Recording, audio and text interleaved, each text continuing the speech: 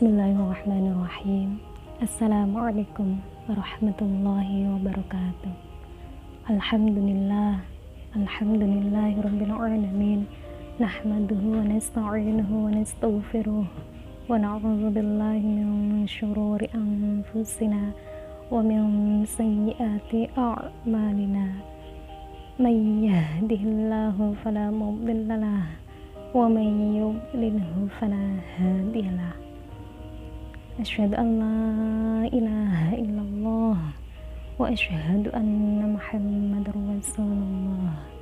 Rabbi syrah li sadri wa yassir li amri wahlul 'uqdatam min lisani yafqahu qawli.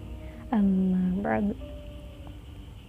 Yang terhormat Kepala Sekolah SMP IT Harapan Bunda Ustadz Rianda Herlan Sapta Aji SPD MPD, yang kami hormati asatidzah SMP IT Harapan Bunda serta anak-anakku, siswa-siswi SMP IT Harapan Bunda yang senantiasa Ustadzah cintai dan Ustadzah banggakan.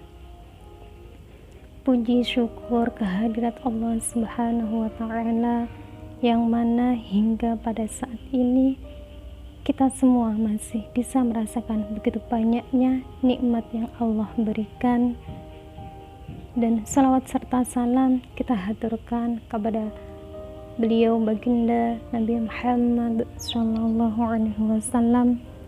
Semoga kita semua senantiasa menjadi bagian umatnya yang mendapatkan syafaatnya di dunia hingga di akhirat nanti. Amin. Anak-anakku yang senantiasa Ustadzah sayangi, pada kesempatan hari ini Ustadzah akan menyampaikan sedikit tentang akhlak Rasulullah. Ketika Ibunda Aisyah radhiyallahu anha ditanya mengenai akhlak Rasulullah, beliau menjawab, akhlak Rasulullah adalah Al-Quran. Sebagaimana yang dijelaskan dalam sebuah hadis, ya, kana khuluquhul Quran, rawahu Ahmad. Ketika Al-Quran berbicara masalah iman, Rasulullah selalu berada di garda terdepan. Sebelum mengajak manusia beriman, beliau terlebih dahulu yang memancangkan iman di dalam hatinya. Walau mendapat rintangan dan halangan besar dari sanak familinya, beliau tak pernah mundur dan tak pernah gentar.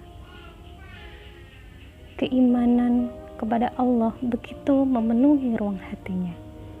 Ketika Al-Quran berbicara mengenai sholat, Rasulullah berada pada puncak keteladanan.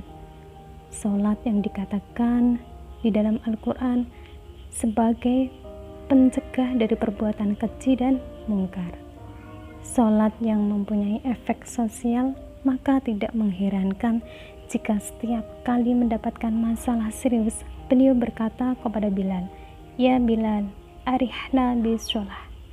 Wahai Bilal, istirahatkan kita dengan sholat. Hadis riwayat Abu Daud. Begitu juga puasa, zakat, dan haji. Beliau selalu menjadi panutan utama. Suatu ketika ada beberapa orang yang ingin mengetahui langsung bagaimana ibadah Rasulullah.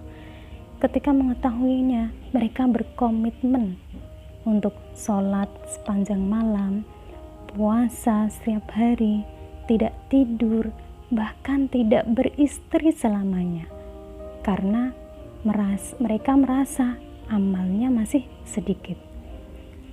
Melihat penyikapan yang salah tersebut, Rasulullah langsung menegur mereka. Pada intinya, beribadah tidak boleh melampaui batas.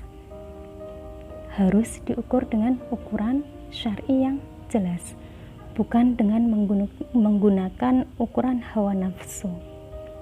Al-Quran menggunakan kosakata qawama awanum baina dzalik dan tidak israf.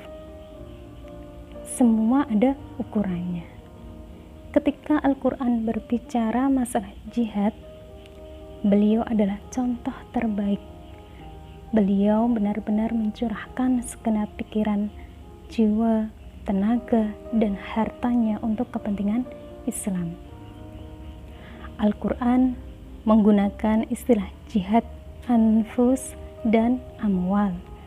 Dalam sirah nabawiyah kita mendapatkan data valid bahwa Rasulullah pernah memimpin jihad dalam pengertian perang sebanyak 27 kali. Meski begitu, jihad tidak berarti selalu perang. Beliau memberikan contoh-contoh real mengenai jihad yang sesungguhnya, baik dalam bidang agama, pendidikan, ekonomi, negara, dan sosial. Kehidupannya tidak pernah tanggal dari kosakata jihad dalam pengertian luas.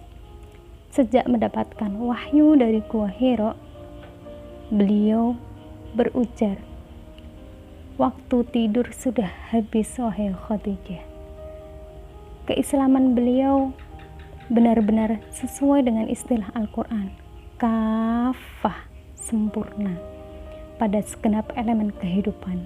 Beliau tidak hentinya memandu, membimbing, memberi pencerahan agar umat manusia kembali menuju fitrah Allah, yaitu tauhid. Dunia tidak pernah dibenci dan dipisahkan dari akhirat. Beliau menjadikan dunia sebagai ladang akhirat. Saat beliau meninggal, beliau telah menyiapkan generasi yang dibahasakan Al-Quran dengan khairu ummah, sebaik-baik umat. Maka tidak mengherankan jika beberapa tahun kemudian mereka mampu menjadi mercusuar dunia. Mungkin hanya itu yang dapat Ustazah sampaikan. Semoga dari materi hari ini bisa menjadi contoh atau tauladan bagi kita semua. Kurang dan lebihnya saya mohon maaf. Wabillahi taufiq wal hidayah. Wassalamualaikum warahmatullahi wabarakatuh.